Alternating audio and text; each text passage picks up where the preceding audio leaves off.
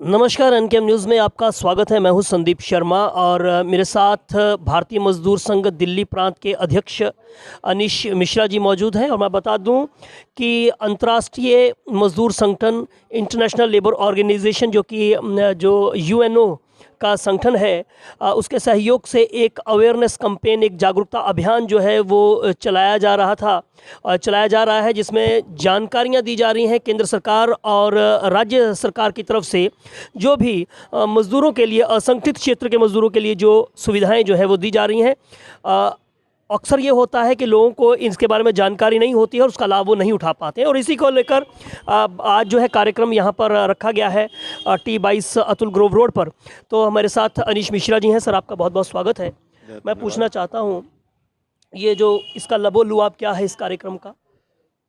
पीछे 2020 और 21 में जब कोरोना आया, कोरोना के कारण से प्रभावित होने वाला सबसे बड़ा वर्ग था अनऑर्गेनाइज सेक्टर का वर्कर था।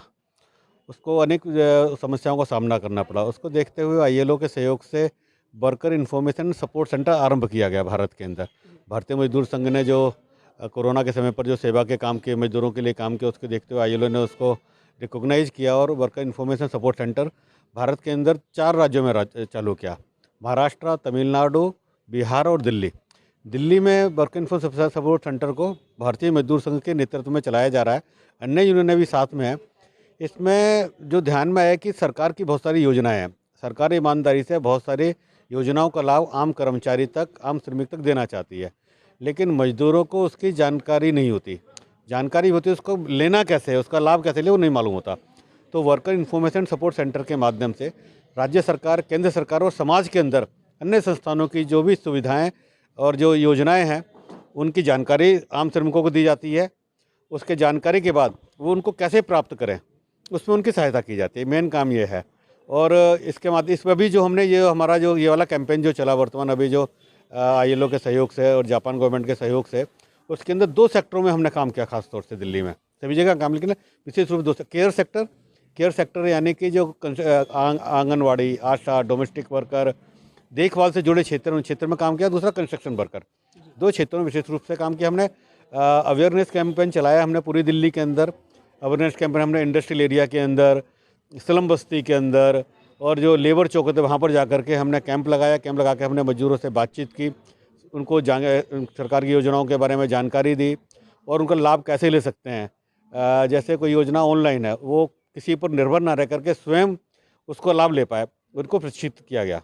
तो सर, कितने जो बीएमएस ने जो जापान सरकार और आईएलओ के सहयोग से ये एक संयुक्त कार्यक्रम जो चलाया है, कितने मजदूरों ने इसका लाभ उठाया होगा जो अनऑर्गेनाइज? अभी जो पिछले 3 महीने के अंदर जो चला, लगभग 5500 मजदूरों से हम 1 to 1 हमारे बातचीत हुई। हमारे कैंपेन में आए, उनसे बातचीत में हमने समझा सुना, तो लगभग 55 मजदूरों तक हम अपनी बात, 5500 मजदूरों तक अपनी बात को पायलट प्रोजेक्ट के तौर पर है।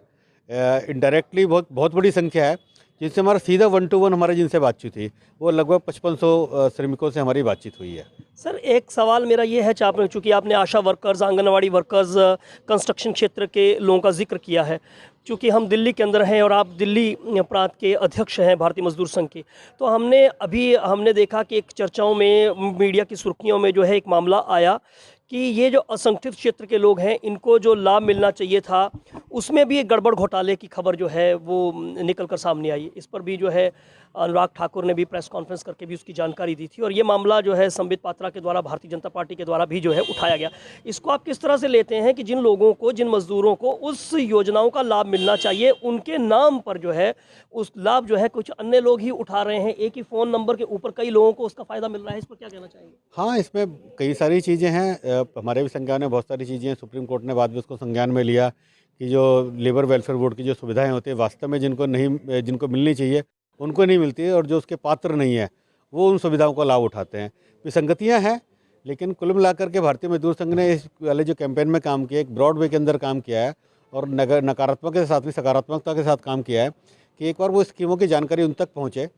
और इस प्रकार की विसंगतियाँ बहुत सारी पॉलिटिकल लोग, सरकारें बहुत सारी करती हैं, उसके लिए भी हम लगातार काम करते हैं और आगे भी करते रहेंगे।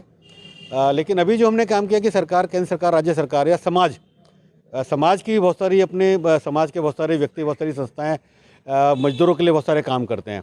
उनके द्वारा भी बहुत सारी चीज़ें लाने वाली चीज़ वो भी हमने जनता के सामने, मजदूरों के सामने रखी हैं। और एक बड़ा वर्ग उसमें हमने ये भी किया जो उस क्षेत्र के अंदर कंस्ट्रक्शन वर्कर और केयर सेक्टर के अंदर जो वहाँ पर जो छोटे स्थानीय लेवल जो नेतृत्व होता है, उस नेतृत्व को हम ट्रेंड कैसे कर पाएँ, वो भी हमने काम किया है। सर एक आखिरी सवाल लेना चाहूँगा, चूँकि वैसे तो ये सारे के सारे सवाल कहीं ना कहीं सियासी सवाल हो जाते हैं। आपने चूँकि आशा वर्कर का भी जिक्र किया था, आंगनवाड़ी के वर्कर का भी जिक्र किया, तो अभी हमने देखा कि इन्हीं कोरोना काल के बीच में दिल्ली सरकार के द्वारा कई आंगनवाड़ी कार्यकर्ताओं को, जो वर्कर्स हैं, उनको बाहर निकालने का, बाहर का रास्ता दिखा दिया। उसको लेकर भी चुनावों के अंदर, एमसीडी चुनावों के अंदर भी जो है दिल्ली के उप मुख्यमंत्री को इसके विरोध का सामना भी करना पड़ा। इनको लेकर ये सब इस मुद्दे पर आप क्या कहना चाहेंगे, और इसका लाभ जो है वो तमाम असंगठित क्षेत्रों के लोगों को मिल पाए, इसमें बीएमएस अपनी और सक्रियता किस तरह से जो है वो करने जा रही है? भारतीय मजदूर संघ दिल्ली सरकार के इस कृत्य का पूर्णतः निंदा करता है। उन्होंने अभी सैकड़ों आंगनवाड़ी कर्मचारियों को निकाल दिया है, जबकि आंगनवाड़ी कर्मचारियों का वास्तव में सरकार द्वारा शोषण किया जाता है।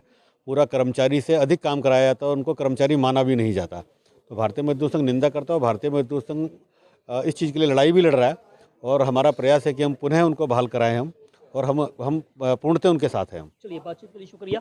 तो अनीश मिश्रा, बीएमएस दिल्ली प्रांत के अध्यक्ष, जिनका ये कहना है कि बहुत सारी सरकार की, केंद्र सरकार और राज्य सरकार की योजनाओं को लेकर जो है वो लोगों के बीच में जा रहे हैं, असंगठित क्षेत्र खास करके उन तक जो है जानकारी नहीं मिल पाती है, तो वो उनको जानकारी उपलब्ध करवा रहे हैं। वहीं पर दिल्ली प्रांत में हमने देखा है कि जिस तरह से दिल्ली सरकार के कुछ जो है मामलात के ऊपर भी जो है उन्होंने अपनी खुलकर राय रखी है। संदीप शर्मा, एनकेएम न्यूज़, दिल्ली।